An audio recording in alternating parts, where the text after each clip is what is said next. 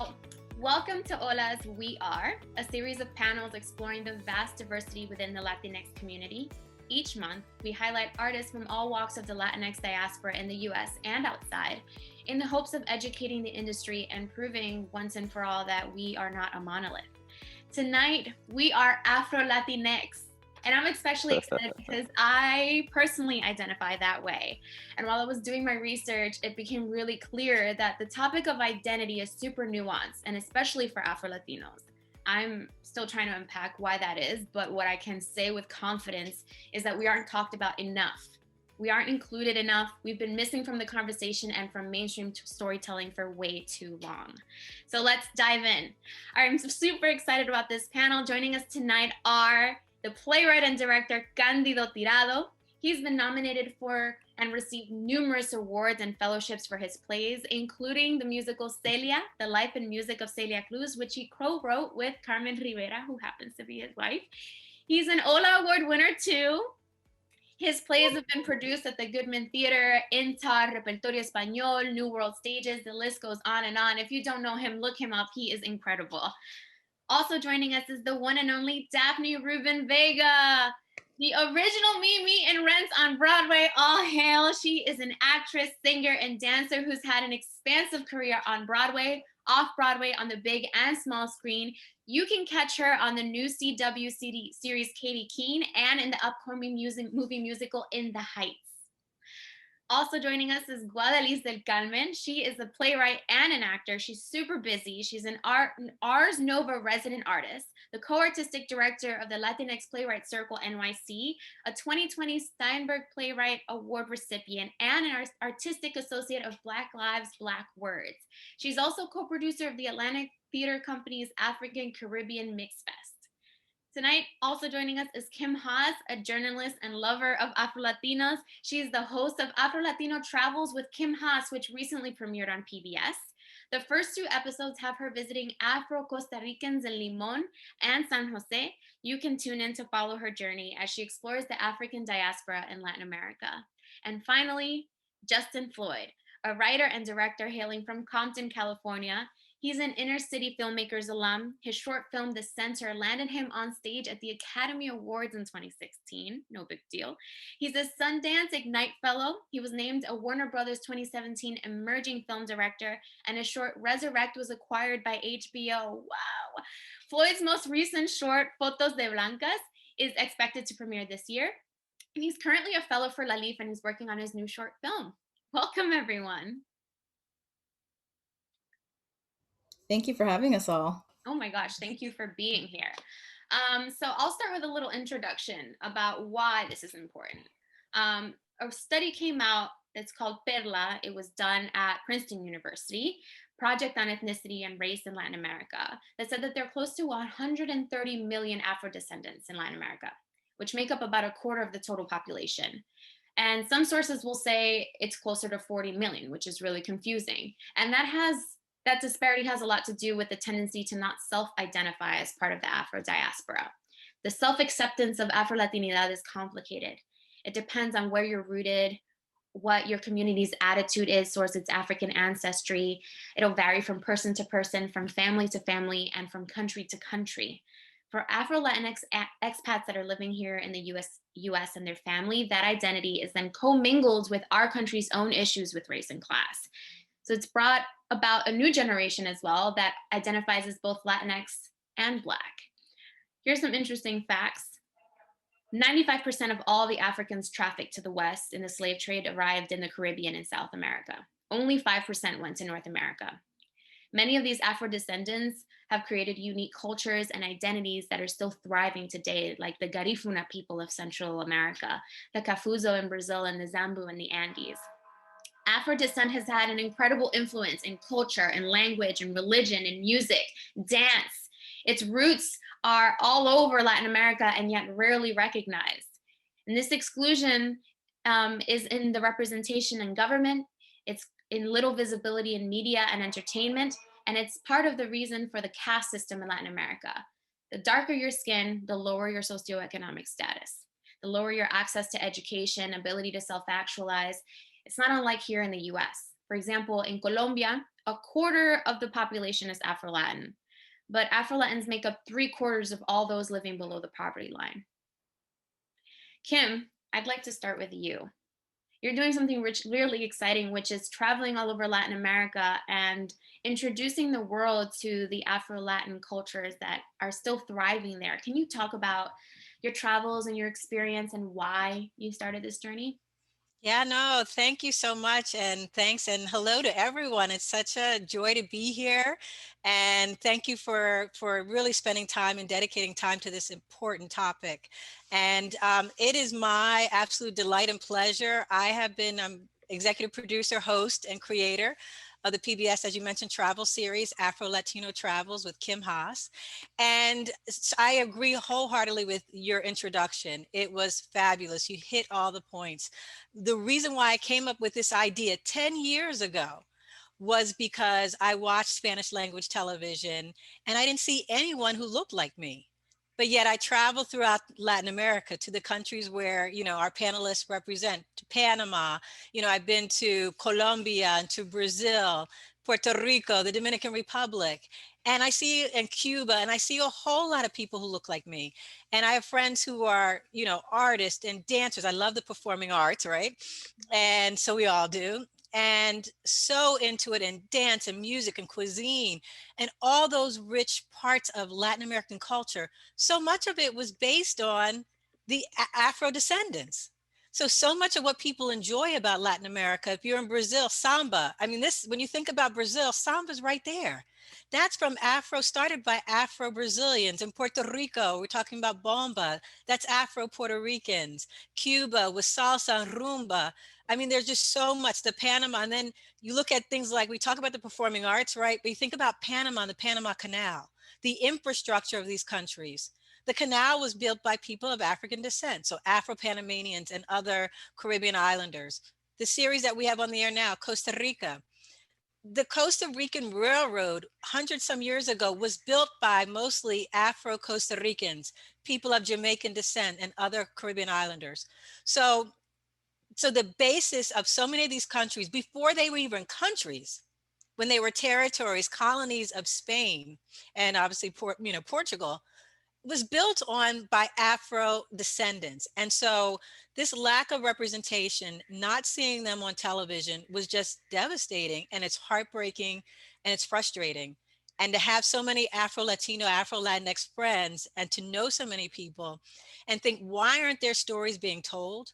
Why aren't the 500 years of history of incredible contributions being shared? Why aren't their stories shared with the world? And that was my inspiration, to bring these stories to light and to say, you know what, I don't have to wait for somebody else to bring these stories to the screen and to share them. I'm going to do it myself. And so it took 10 years, but we finally got it done.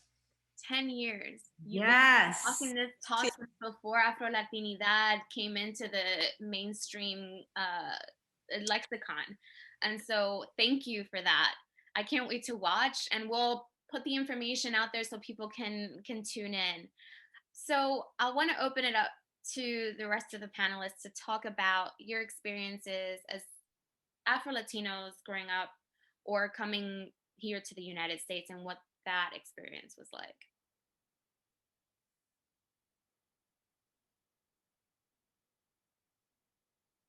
Can I just speak to what Kim said?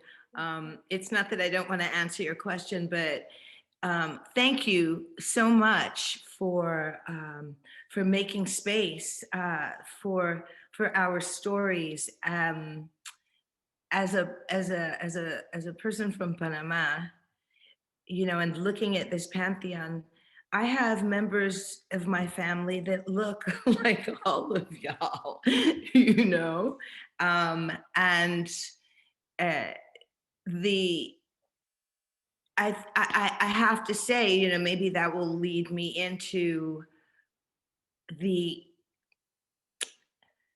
fact that, yeah, these spaces, these beautiful places were built by us, but not for us. And by us, I mean our direct ancestors, right? Our direct ancestors built these places, and As much as we talk about 200 years of, being enslaved in this country for a few hundred years, I mean, that diaspora, that unwilling, that unwilling diaspora started 400 years ago, 600 years ago, started 600 years ago.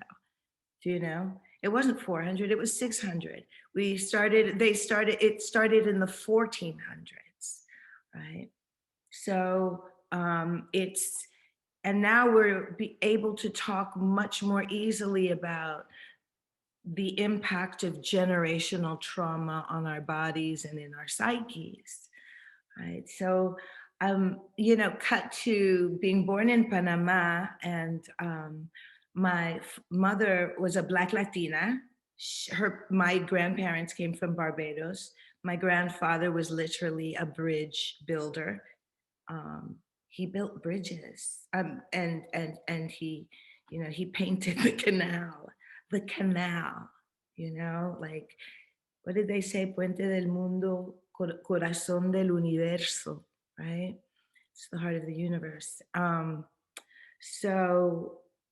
And I grew to sort of look at that with incredible disdain and sort of scorn, because Panama, after believing that, seemed to me, in the eyes of quote unquote the real world, incredibly diminished, particularly, yeah.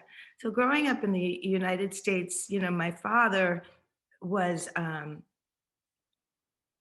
Latino, also a peasant from, the interior of Panama. So there was a lot of poverty, but he was white, or he identified as white.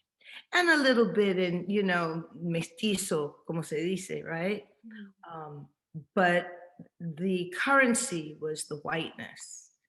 And so my mother's family, or my mother and my mother specifically, it really reflected in the way they educated themselves, the way they, if they liked something that looked beautiful, they sewed it themselves. They were seamstresses, hairdressers, they were self-sufficient. So I don't know if that answers your question, but that culture came here. And and I think that I really deliberately and not deliberately, consciously and unconsciously, tried to just keep that in its place, because it seemed like code switching was much more important for survival many times, particularly in showbiz. It seems like a harsh thing to say. So, it's really nice to know that we're here telling our stories now. The arc is long, but it's definitely pointed in the right direction. Yeah, I mean, I think that so much of what you said resonates, because that suppression of that identity, that having to assimilate, that proximity to whiteness is something that is ingrained in us to try and pursue. And it's painful.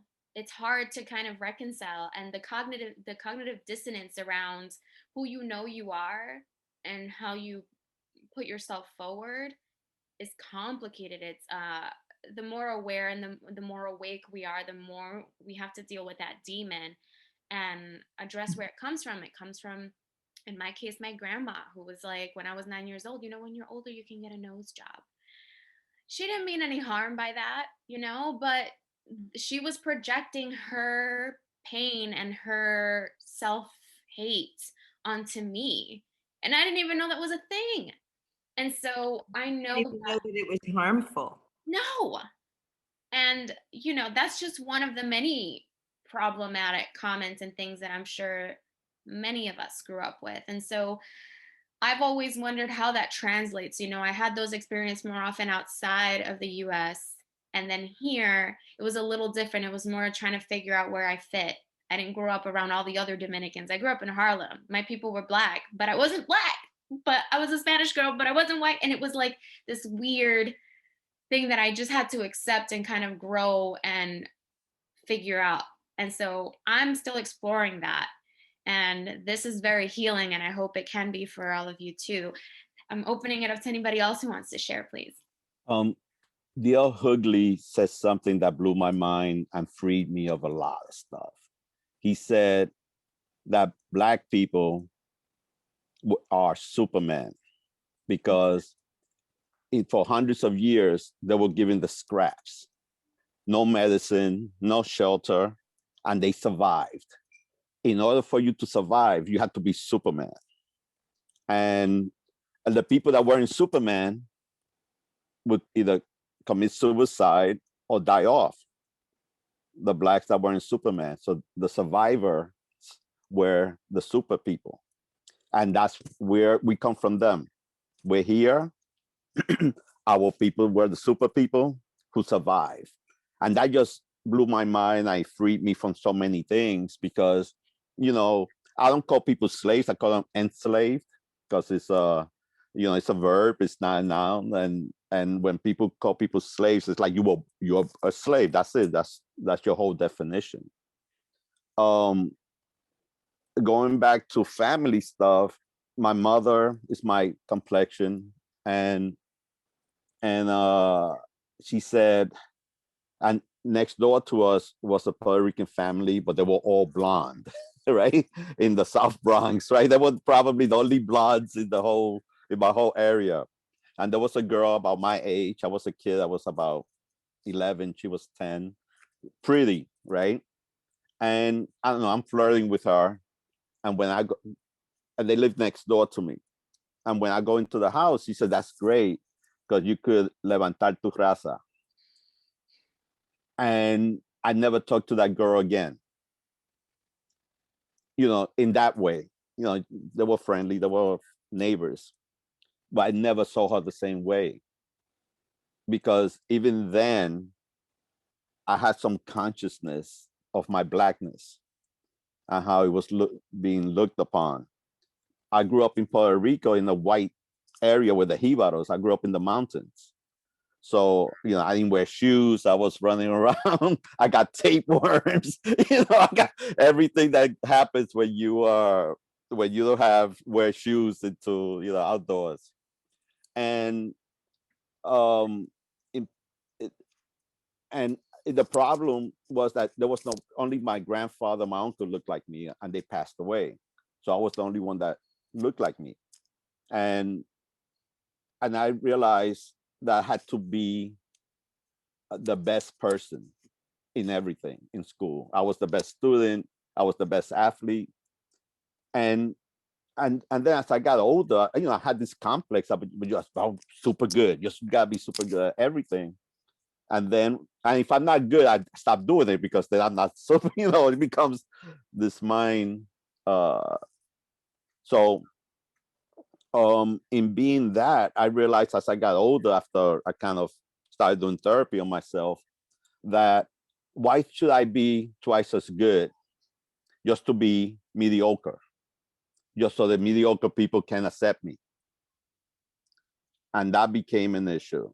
Just to be accepted when no one else is trying. And then I learned that whole phrase, be twice as good as white people. That means that white people don't have to work twice as hard. That means you're doing their work, and it becomes some type of reverse slavery in that you're in a job where you're doing the job for two people, and the white people are, I'm going away this weekend, and you're working. So all those issues, and at the same time, I saw negative images on TV, and that's where I got my consciousness from. I would see Angel Mamas in soap operas, or the Black killer in a soap opera, and this is the 60s, right? Early 60s. And I felt ashamed of that. And I remember after watching those images on TV, I came home, I looked in the mirror, and I willed my hair to be straight. Okay, I willed it. I was like, I kept looking in the mirror, trying to will myself to be like everyone else around me. So, having that thought, and then learning about the history, and studying with the young lords and stuff like this, where then you become a full realized human being, but you always got to deal with this check and balances. You know, I live in a white neighborhood, and when it gets dark, I don't walk behind white women because I see them react animalistic. I see it. I see that sense of danger in their part. And yeah, why should I be concerned? Yeah, they could call the cops, you know, and the cops won't understand, or they harass me. I'm on my way home. I want a bottle of wine. I want to get me something to eat, and then I will have to deal with the police or anyone else. So these are issues that don't stop existing for us. Yeah, 100%. That whole bettering the race thing is one of probably the most problematic thing I've ever heard a family member of mine say. And they say it without thinking twice about it, so nonchalantly, and it's so painful to say that, to the thought from when you're very little, of like, oh, so this is not enough, I'm not enough, I somehow need to make the next generation look less like me in order to be better and more accepted. What was there a difference when you moved here in terms of how you saw yourself and the dynamic with your family, and how you identified within the community, within the Latinx community, rather? When I came here, well, first I was told not to mix with Black people, right? And from Puerto Rico, right? And there was a neighbor of mine who was a white Puerto Rican who was playing basketball with the Black guys in the court. I could see it from my window. I was always like, wow, he could play with them. You know, like, it cannot be that bad. So definitely I started walking into that world. And then we moved into these projects. The South Bronx was burning, and we moved from our apartment to the projects. And Patterson Projects was mostly African American. And we developed our relationships. You know, my family, my mother later married a Black man. My sister married a Black man. I dated, you know, Black women, because we felt rejected by our own. You know, like when you went to a Latin party, they would throw these jokes out, these racialized jokes. And I could see the look in my mother. She wouldn't say anything, but I could see it. I would look at her. And the whole thing of shame and not understanding the political ramifications of that. And we moved away from it. So it's funny because I'm also, you know, Denzel Washington said that African American is a culture, and I lived that culture. You know, I even ended up going to my mother, the family that my mother married into. They accepted us. It was a Southern Black family, so I went into that food. I went into that culture, and then I went to a Black university in the South. So plus, you know, all the heroes, all the sports heroes, all the writers, you know, like, you're part of that.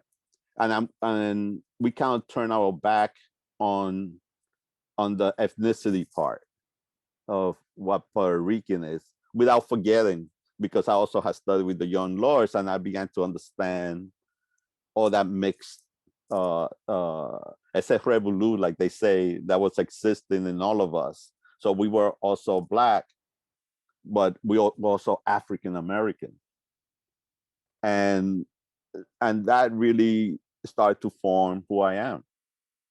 You know, though I think one of the problems that we face is that we haven't had civil rights in movement in Latin America. So I know Brazil was almost in the verge of having one, and they came down hard on the people, especially the women who were leading it. But that might come to happen after COVID. So, and I always talk to my African American friends. I said, well, racism here in America is like tennis, but it's the ball. They hit it to you, you kind of hit it back. They hit it to you. And while in our culture, it's the rules of the game. So we don't even notice it. like you have to have this, microscopes to find it at times because it's in behavior. And so I think that's how I look at racism, especially in Puerto Rico, which people deny it exists, but people deny they're Black also. I can say that about the Dominican Republic, and I think a lot of the countries that have a large African diaspora can say the same. Guadalis, your work and your writing, it incorporates your identity quite a lot, and you're quite outspoken about that, which I find really inspiring. You are Dominican American as well. And I read part of your essay that you wrote about Black and Latina in the time of Corona. We can't, you just mentioned the pandemic and how it's affected movements in Latin America. And it certainly has affected movements, I think, in the opposite direction here. Can you talk about that and what inspired that essay and your work? Yeah, I mean, it was it came out of a lot of things. The essay itself really came out of there was a huge I live in Dykeman. I live, by the Heights, and there was this reckoning that we kind of saw face to face. African American kids came into the neighborhood, and then all of a sudden it was this thing of, the looting, right? And I put that in quotes because I have my opinions about, that. But it was, this desire to protect the businesses in this community, and which I get, but it's also still the thing of like, you're protecting businesses over bodies, and so when these African American kids, came into the neighborhood, Dominican folks were attacking them and were running after them, and it became this huge thing. And so the next day I wake up to, the hashtag Dominicans on like Twitter and all the social medias, and it's, calling us out, rightfully so, for being anti-Black and for being, all these things. And the conversations that brought out, I feel, have been sorely needed. And it's not that they haven't been happening, right? It's not that there haven't been even movements in Latin America. It's not that there haven't been, leaders that have come forward to fight for, derechos negros. It's that it's squashed early on by oppressive forces. And we still, many within our own communities don't accept, that we're Black. And so to see that conversation happening, I'm very blessed to know a lot of amazing Dominicans that are very pro-Black, identify as Black, and they're, just as much entrenched in the business of Black liberation and what that means, and then what that means within the Latinx community and what that means within the Dominican community as well. But experiencing all of that within a pandemic has its own thing, right? It's like a blessing and a curse, because you're forced to deal with everything. You're forced to see everything happening. You're forced to react. But then it's also like, but I got to be careful because I don't want to die. So, that and also dealing as an artist, right? My play was to have its off-Broadway debut right before the pandemic hit. And it's a play about these two Black Dominicans, something that in New York, I mean, Dominicans are the largest Latinx community here, and we're completely ignored. It's like we don't even exist, which I've said this before, which is very ironic, because some of the very people moving into the Dominican communities are folks that then turn around and go be artistic leaders at these theaters. And it's like, what are Dominicans? It's like, we're the loud neighbors that you hear next door that you tell us to shut up and call the cops on. That's us. You want to do a play about us? Thanks. So all of that is where that essay came from. Love it. But, for myself personally, like I grew up around predominantly Mexicans, and it's not to say that there aren't Black Mexicans. There's actually a very large Mexican community. There's 1.5 million Mexicans that were just, acknowledged on their census. I think it was like 2 years ago or something like that. But I grew up mainly around Mexicans and some Puerto Ricans. And my every single day growing up was always me having to defend myself as Latina, right? And so I've always been racialized as Black. I've never been looked at and anyone say like, oh, she's Latina. It was always like, oh, maybe she's Latina, but she's definitely Black. You know, it's always Black and something else. And it took me a long time to accept that, because when you're raised being told that Black is not beautiful, when you're raised being told hay que avanzar la raza, you don't want to acknowledge that part of you, because then that's you acknowledging that there's something wrong with you.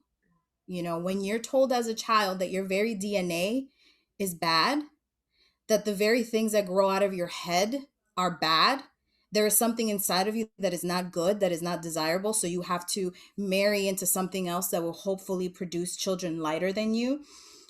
That's violent. And we don't acknowledge that. We don't talk about the violence that we impose on, you know, the Black community and the indigenous community within the Latinx community. It's violence, whether it's emotional or psychological, or passive genocide, which is basically avanzar la raza is passive genocide, which we've been trying to get rid of Black people in Latin America for almost 500 years, right? But we don't acknowledge these things as violence. It's like, oh, that's just a thing that but no, it has an actual like psychological effect on you, you know, as a person. And it contributes to these implicit biases. It contributes to, you know, these ideas that we grew up with as Black as being bad. It contributes to not seeing Black hair as beautiful. It contributes to not seeing Black features as beautiful. I mean, I grew up watching Spanish and English television just like Kim, and I rarely saw myself represented in Spanish TV. Whenever I saw myself represented, it was blackface, which is still very much a thing in Latin America.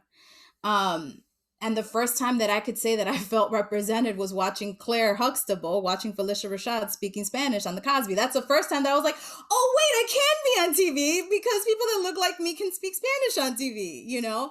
And so that all of that very much does inform what I write, you know, whether it's essays or whether it's my plays and my screenplays. Like all of that is definitely injected in my work.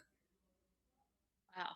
Yeah, I felt all of that. I was like moved almost to tears in ways, because not seeing yourself is violent in some ways. You know, it's you start to question what your value is to society if you're looking at the thing that everybody else is looking at to seek out information and validation from, and to connect with, and none of them look like you. Mm-hmm. I remember as a little kid, I learned to speak English watching Barney and Sesame Street. And Sesame Street had a little bit more diversity in it. You know, it was a little bit more woke. But I wanted to be one of those kids. Yes, yes, it was. It had Latino family in it. And I saw myself reflected in that. But I remember saying to my mom as a little girl, I want to do that. I want to be singing and dancing on TV. She's like, oh, but they don't really take little girls like you for those kinds of shows. And there was no reason for me to question that, because when I saw these TV shows, that was true. And I can't imagine how many kids went through that in some way, whether it be going into the arts or going into any other profession. And that's painful. That's painful to see that there's a generation that just lost out on their dreams because they didn't see themselves represented and they didn't think they could do it. And even the roles that are available are roles that are incredibly limiting and are incredibly, you know, and it's I hate to down maids, because that's an honorable job. Just any job that you do to be able to take care of your family is an honorable job, but there's so much about limiting our abilities, right, and limiting the roles that we can play, and then limiting us to either be criminals or be thugs. And then there's no three-dimensional, you know, life behind that. It's like, well, why is he a criminal? Why is he a thug? It's like, it's not because we want to, it's because y'all make us. You know what I mean? Like, it's not like a whole conversation, but it's just this thing of like, oh, it's they're like this because they're like this, because that's in their nature, right? Right. The 4 H's. What was it, Candido, that we talked about the other day? Oh, you're on mute.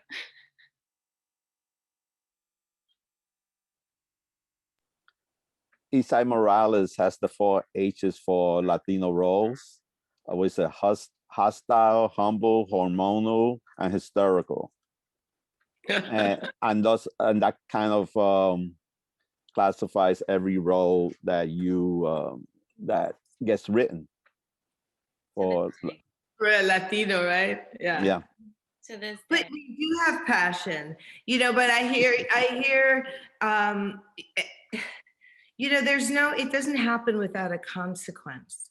I mean, still there are, that becomes less and less of a trope. You see more people of color in positions of power, but it still doesn't feel true, right? Because it's all in the context of another center. It's a white center. It's that's the goalpost. And what's happening slowly, but definitely, is that we tell stories about us where we center that duality. I come from a country that is so rich in music and culture, and the racism is 100, y'all. Like Rent, the thing that has put me here so that I'm able to talk to you is they're not ready. They're not ready for equality, for perceiving people with differences as people. I know that's a very harsh thing to say, but there is a benefit, I am this color because what it's like to grow up in the United States, like in a really fast story. It's like, growing up thinking that you're made from love, made from, continental harmony and a sancocho of love. And you discover, even though you hear, you always know that there was rape and pillage behind it. But as we grow older and more aware and talk more about it, these are places built by us, not for us. When you think about Spanish, the reason we're speaking Spanish is because the Spanish were first at like sinking their ships before they could get off the effing, island. Right, the imposition of Catholicism as a tool to, not liberate, but to enslave, an enslaving tool. That all of that, like has been said before, has only served to, we recycle and we make it ours, right? Like what sancocho is, like what feijoada is, like, what bachata reggaeton is, what we are, what we embody. And people, I think that, I grew up in a lot of white spaces where to be muted, because when you think like Resma Menachem says, you're talking about diversity, y'all, right? But diversity from what? From what? Like, but this isn't about diversity, this is equality. But like, sometimes it really feels bad to know that, the Black side of your family loves you and looks at you like you've been a little bit watered down. And that's really toe-curlingly tragic, because that's what we really thought we needed to do so that you could survive. Y entonces la otra parte, the other family members are like, you'll never be like us. And it's like, the dream of wanting to embody another body is deep. Yeah, I have cousins in Panama that have broken my heart because when they were little, they said, you know, don't go back to New York, you know. Yo no quiero que te vayas, no quiero que te vayas. And underneath that was, yo no quiero ser negra. You know, only kids, only a child would say something like that and so honestly, like, nail it, you know. And this world that we live in would rather scoff and say, why does that child say that? You know, and like pretend that it doesn't know, pretend it doesn't know why that child says that. So that's why we're here, you know, and to represent. And it's really important to, because those are the stories. It's just that the people that therefore can't afford to, if it's not even money, it's the time. We're too busy taking care of other people who aren't interested in seeing it, you know. Yeah. There's a way. I don't mean to be Debbie Downer. No, but it's Deborah Downer. no, but it's a valid concern. Is like, are the stories we're telling and making and putting so much blood and tears and sacrifice and sweat, effort, equity into being appreciated by our own people, or are they mostly being appreciated by that white gaze? And that, oof, that messes me up to think about that. I wanna give Justin a chance to speak, because I also think, for me personally, no, because I think he has an interesting perspective. I know that many of us felt more embraced by the Black African American community here in the US because we identified as Afro-Latino. In my case, also because I happen to have grown up in Harlem, and those were my friends in school, and that's who I wanted to be so bad, you know?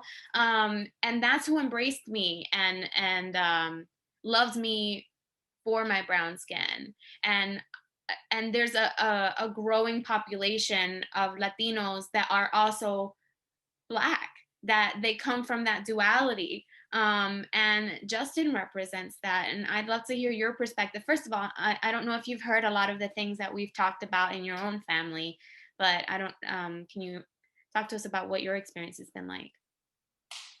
Yeah.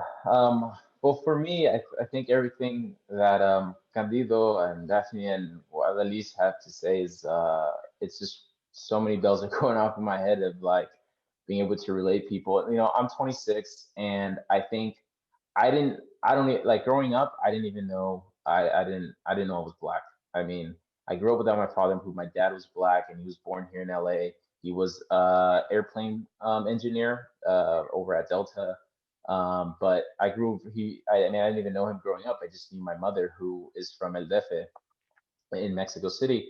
And so I grew up around just, my mom would clean. She was cleaning houses. She was a maid, you know, and she kind of did whatever she can to keep my sisters and I, you know, roof over our heads and everything. And so growing up, I didn't even know I was Black. I entirely embraced just Hispanic culture. I grew up speaking Spanish at the house. I really didn't know I was Black until I started writing stories. I think when I started getting more into seeing what the screen, you know, movies, and I started growing an interest and a love and an admiration for films. I started to get curious about like what the jobs were and writing, and that's when I started thinking, well, wait a second, like what kind of stories do I want to tell? Because I think Hollywood has a good way of boxing you in into like very specific areas.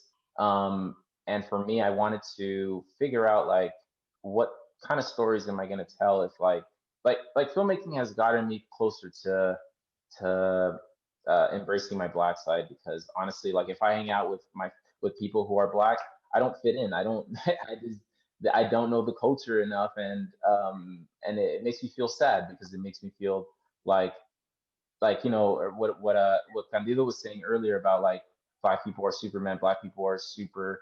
I mean, honestly, they could run the world if they wanted to, because you know the princes, the Ray Charles, the Felipe Lucianos, and you know even the Kanye Wests to some extent, like they're very so much power, and I think we're such like, um, you know, and I say that in a humbling way, to that it's a side of me I didn't get to learn. And so even like what you were saying earlier, Mathia, about like suppressing, that we kind of have to suppress our one side of us to kind of get ahead in the industry. You know, I kind of can't really sometimes like embrace the black side of me because I'm trying to please another side just because that's what Hollywood demands, or just because that's what is wanted to be seen. And I think it's important for people, I think, to just be confident in who you are. I so much love, and this is honestly like, I here in LA myself personally, I have not met a single person on any crew set or anything that identifies as Afro Latino, and I think I've been it's been kind of sad because I don't know who. I know there's like other mixes in races, but specifically Afro and Latino, it's been hard to navigate trying to balance the two, because I do identify as both. And you know, some people who look at me and they say, "Oh, you know, you look black," and then if I speak Spanish, it's like weird to them. Or if like some people say I look Mexican, and they would say you don't look black, you know. And the stories I write, like I've written this script about, you know, that is like, it's, you know, it's more in the black community things. It's more supportive of the black side of me. And you know, I've had people read it and say, "You're not black. You're not really black." They'll say, "You can't really speak to this. I think you should have someone else who's black write with you or something." And you know, and it kind of does hurt to know that I can't really fully embrace both sides of me, that I have to kind of please um, these other things that are demanded in our field. So I feel, and I think too, like back to what Candido was saying about the civil rights. Like, it's weird because like for me, like, you know, I feel like since the 50s, I almost kind of feel like the civil rights thing.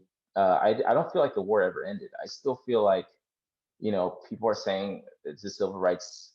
You know, we might go into another civil rights war, but to me, it just feels like it never ended. It just feels like it might actually finally just be brought into light, so that we can really battle this thing and get rid of racism in the United States. And so yeah, it's kind of like the because yeah, kind of how I feel about it. I mean, it's fascinating to think about how geography and where your family lands influences how you embrace your identity, or how you come to understand it. Because Afro Latinos tend to be on the East Coast. You know, we're in Florida, we're in Massachusetts, Connecticut, New York, New Jersey, and nobody knows what a Dominican is in California when I'm out there. And I think Afro Latinidad is kind of a difficult concept for Hollywood to understand, for Broadway to understand. And so I guess my next question really is how you incorporate that into your work, especially the content creators. You know, Kim is literally doing that by educating all of us about the fact that it exists and what the cultures look like outside of the U.S. But how and Guadalis, you've spoken about that a bit as well. But how are you incorporating that into your work? I don't explain it. um, I mean, I put it in the character breakdown, and I'm very specific depending on the story that I'm telling. Like you know, and I will say that I personally don't identify as Afro Latina. I identify as a Black Latina, just because I think the term has been co-opted and the meaning has been changed or what have you. So in my character breakdowns, I'm very specific in, this is a Black Dominican, this is a Black Puerto Rican, you know, this is an indigenous, you know, Puerto Rican or indigenous Dominican, or this is a white Dominican. I don't write white passing because you're either white or you're Black, you're indigenous, or all the other millions of things in between. Like, I'm not Black passing, I'm Black. I'm very, very specific about, you know, the stratosphere, right, of like the differences of shades, and all of that does have a huge effect on how you experience the world and how the world treats you. And so in the characters that I write, I'm very specific about that, but I also don't sit down and explain it. And You know, I luckily haven't had theaters go into a weird thing of like, I don't get this. It's more rooted in the story, you know, and I let the story speak for itself as well. I think representation is important, but I think that that's a little superficial. I think that there's also like, well, what is the story that you're telling, right? Those things have to go together. The representation, yes, but then what is the story that you're telling? And so I try to let my stories speak for themselves. And if it ever comes up where it's like, well, we want to cast this person for this role, it's like, did you not read the casting? Like they have to look like this because there's a specific thing that I'm talking about in this play, or there's a specific thing that I'm, wanting to address in this world. So yeah, I try to let the world speak for itself, and then if I need to get more specific, then I do, and I will sometimes even show pictures. Whatever it takes. Candido, when we spoke earlier this week, you mentioned that there's been these trends in playwriting and storytelling, and that we're in this era of like the woke play, and how, like, I think it speaks to what you were talking about, Guadalis, about this superficiality without really just letting us be human. Like, we have to be educating the white gaze about us while simultaneously telling our story, and that affects the work. And so how has that been, like, how has that been for you, and have you fought against it? Because I know you have, Gandhi. Well, I always go against the trends. I learned something from a young black man in a tape on YouTube. He said, I don't know, he was arrested. He goes up, I guess he has a public defender. And he tells the judge, I want you to treat me like I'm a white man. And that blew my mind, that this 18-year-old, from the hood could actually conceptualize that. And that talks about the unfairness of the court system, which is like, if we want to fix anything, the injustice system is what we have to fix. I mean, that has to be fixed, right? So, and that's the way I've been working. Like, they got us into magical realism. So if you're Latino, you have to write your magical realism play, which nobody liked those plays, by the way. They're good for the director. They aren't good for the audience. And then we went into immigration stories, right? And that means that this is what white theaters are buying from us, right? And now it's into the woke plays. And I'm like, well, I'm not here to put my trauma on stage for you because you want to come out and feel better, and then you go back into your homes and you forget about it. Or you tell your friend, oh, these poor Latinos or these poor blacks or whatever. I want to be treated like I'm a white man. I want to be treated like I want to write what I want to write about. If I want to write about purple socks, I want to write a whole play about purple socks. White men do it, and then suddenly everybody's buying purple socks, and everybody, right? They're not making a political statement. The political statement is, I could write what I want to write. That's a political statement, and I don't want to put into this categories where I have to write what the Latino's supposed to write, and that's just as deadly. And then a lot of times, the place that get chosen are the place that whites can relate to, that speaks to their truth about us. So now we get this double whammy. You're trying to navigate your career in appeasing the white gaze, and because that's what you have to do in order to to navigate this. So I mean, I wrote a play about chess players in Washington Square Park, and the theme was genocide.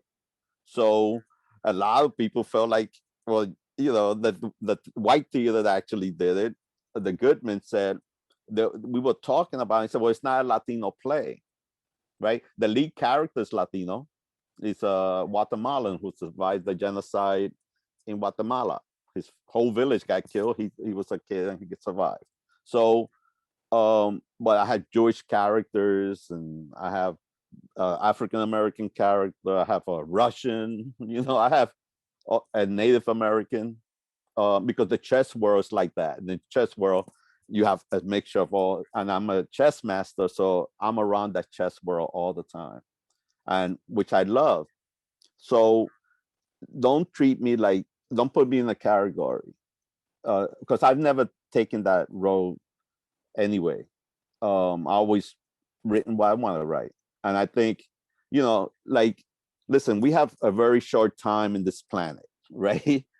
The fact that we have to worry about our skin is the dumbest thing in the history of dumb things. Like this shell, this thing that protects us, and actually our hue protects us even more, from the sun and radiation. Like, sorry, the thing that's actually best for you is the thing that they say you're inferior for. That makes no sense. And we could talk about it in very high levels, but it's also very stupid. And people who live by that code, I mean, they low vibrations, right? There's high vibration people and there's low vibration people, and it's very low vibration, and they bring you down to that world, right? So, like, from my apartment, I could see the sunset. I'm lucky, so I photograph the sunset every night. That's my human experience. It's not because I'm a Black Latino, or, because I'm Puerto Rican. I love the sunset. Why can't I just love the sunset as an experience of my being in this planet that's in a huge galaxy that's moving hundreds of thousands of miles an hour? We're never in the same place. Everything is moving in a certain direction. We might all crash into another galaxy in the future, right? That's our experience. And we're here in the most enraging thing, talking about skin color and hair texture, that this is how our world is going to define what's important. But I have a twist on white supremacy if you want to hear it. Yes. Okay.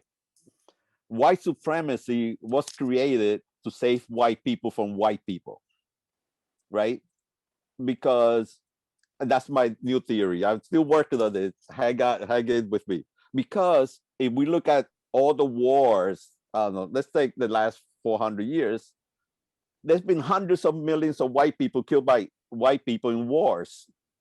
So they have to create a system that says we're all the same if you drop your ethnicity, right? America became that.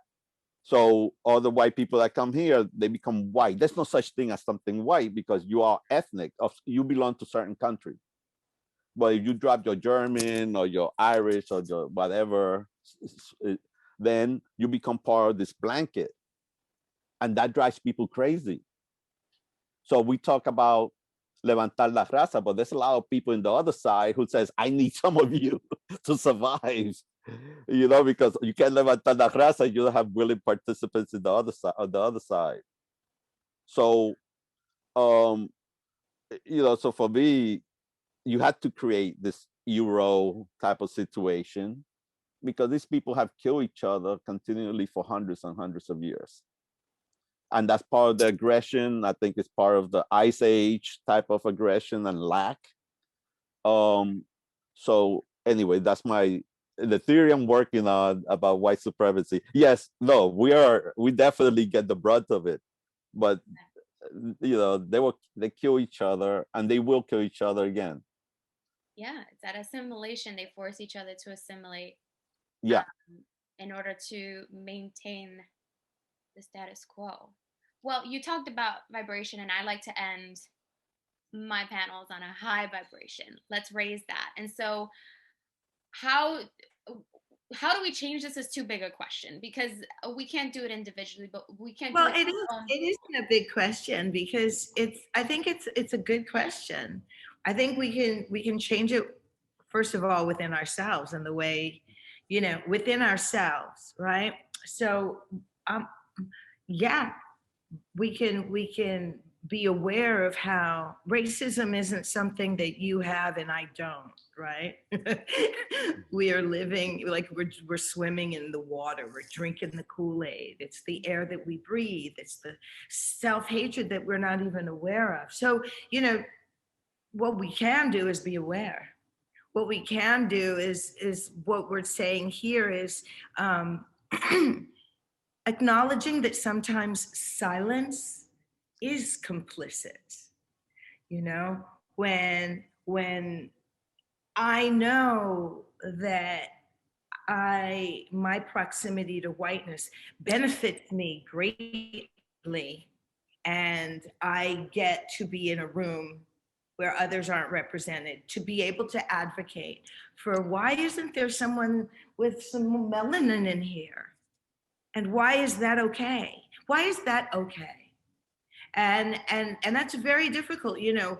Of course it's absurd, but there's a real reason why. There's a reason, and you know, some are benefiting from it. But it's not sustainable. It doesn't feel sustainable. And what's a really high vibration is that we're here able to talk about it. We can be really messy. We can say things that we're going to go, oh my God, I said that from the passion of my heart, but this is how I'm feeling right about now. Like, I woke up one day thinking that I was going to change the world. And all of a sudden I realized, like, people were looking at me thinking I was the one that I'm the one who they want to leave the neighborhood for, you know? And these are the stories that are constantly taken from us, right? But now you know, what's scarier than a stupid, ignorant person is a smart person, you know? A smart person that, because I hear a lot about education. And yet I think that there's something that's happening with and just, you know, all skin ain't kin. I just got to say that, right? There are some people in my family that are darker skin than I who, in order to survive, have found it justified in hating on, you know, on hating in a certain way. And it's really painful to see, but I you know, I don't want to go on. I'm so full with this conversation. I completely support it. And I just advocate for people to create the work, because it'll happen. Yeah, I do think it feels bigger than the individual, and so it feels so insurmountable. But you're absolutely right, it does come down to like our individual actions. It comes down to the wonderful creators in this room. It comes down to watching Kim Haas's show and learning about our people and our communities, and exposing ourselves to that, so that we do, you know, embrace that side of ourselves and say, yes, I am Black, or I am Afro-Latino, whatever you feel comfortable describing yourself as. And I know a little bit more about myself, who I am, where I come from, and why I am where I am right now. I'm so grateful for all of you for coming in, being raw, being honest, speaking truth to power, calling it like it is. I really look forward to doing so many more of these, and I think these conversations are powerful and important, and I hope it changes hearts and minds, but if not, I hope it healed us a little bit tonight. Yeah. Thank you so much. Yeah. Thank you for having us. Thank you. Thank you. It's been a pleasure. Thank you, Kim, Justin, Candido, and Guadalis. I really, it's an honor to be with you. There's also, I mean, in these conversations, we get sometimes, you know, very idealistic about certain things, but there's a lot of friction between the many Black ethnicities, right? Certain, like, I don't know, Jamaicans don't like African Americans. You know, there's all these issues. Afro Latinos, whether, you know, there's a lot of denial, but then there's a lot of lack of acceptance. I've been in situations where the Black community goes, yeah, everyone, all Puerto Ricans are Black. I go, not exactly. You know, like I might be, but we know a lot of people who are not. So, and then there's others that say, well, you're not Black, and last Alonso, I love these little quotes that people have that they say that really frees my thinking. So Last Alonso, who's an actor, a great actor, he's Cuban. He's a Black Cuban. He goes, he's a beautiful man. well, yeah, I guess, yeah, he's a beautiful man. So he said he was having a talk back like this, and somebody told him he wasn't Black. And he said, well, why are we discussing where the ship dropped us off instead of discussing where they picked us up? And that kind of changed the tone in that, because there were like a lot of the panelists, and that changed that. And I think when we're talking about with other like people who don't accept us, right? Like when you started this talk back, you said 140 million, I believe, were taken to these other countries. But yet in the American gaze, is like, this is it.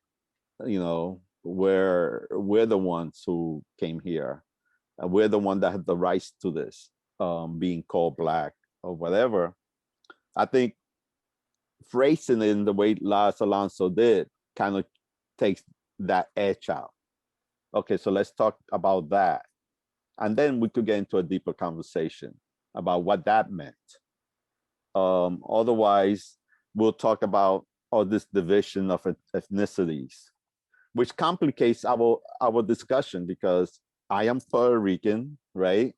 But I'm also Black. And I feel fine in a group of Puerto Ricans, no matter what their colors are.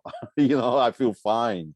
There's a lot, but at the same time, I could pick up the little notes of racism in it, right? I feel fine in a group of Colombians or Venezuelans, but if they're white, I pick up these little things that happen when you speak, when they don't really listen to the content of what you're saying.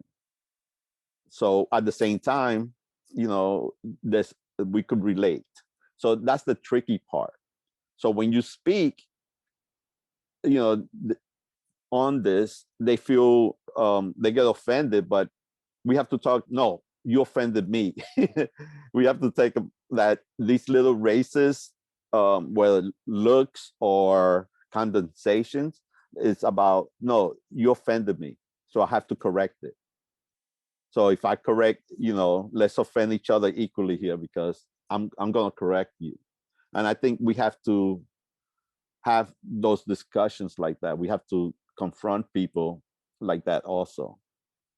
Yeah, it's exhausting, but if you have it within you to do it in the moment, do it. Yeah. Ruffle those feathers, make people uncomfortable. We're never going to change anything until we're willing to speak up for ourselves, because we're not just speaking up for ourselves in that moment. Hopefully, if they gain anything from that, the perspective changes, and will inadvertently have spoken for a lot of other people at the same time. By the way, Justin, one more thing. There was a guy, his name is Juano Hernandez. I don't know if you guys picked this up. He's a Black Puerto Rican who came here to the United States in early 1900s. And he wanted to be an actor. He wanted to be this, that. I think he fought in World War I. And he did Broadway shows, and then he moved to Hollywood. Had this big Hollywood career. And look him up, Juano Hernandez. And he had this huge Hollywood career. He was nominated for a Golden Globe at one time. And, I just read about him a few days ago. Juano Hernandez. Yeah, I'll definitely look him up. I had not heard of the names, but it seems like it'd be inspiring for myself and many of us, I think. Yeah, because that's when I saw it. I was like, again, those little things that give you that straighten your backbone a little bit. There's so, and that's to Candido, to your point, like there's so many Afro Latinx and Black Latinx folk in Hollywood. The thing is that we've had to play African American, so you don't, the little boy on Blackish,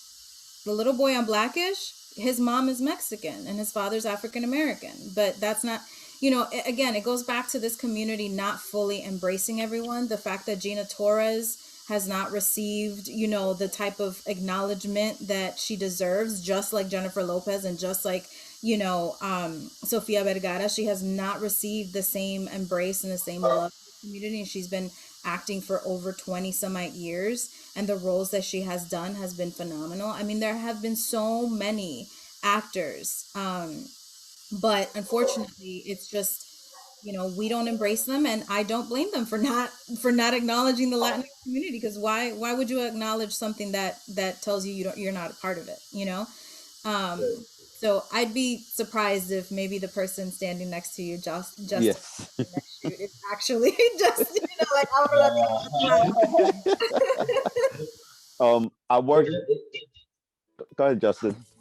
And I was just going to say, it raises the question if like we hold the responsibility of rejecting roles that don't identify as ourselves. It's just kind of like we were saying earlier, like myself, I'm definitely probably drinking the Kool-Aid, and it's I don't know, it hurts to think of it that way. It's a journey, There are things that I said yes to earlier in my career that now I send it back to my reps. I'm like, are you kidding? I'm not doing that.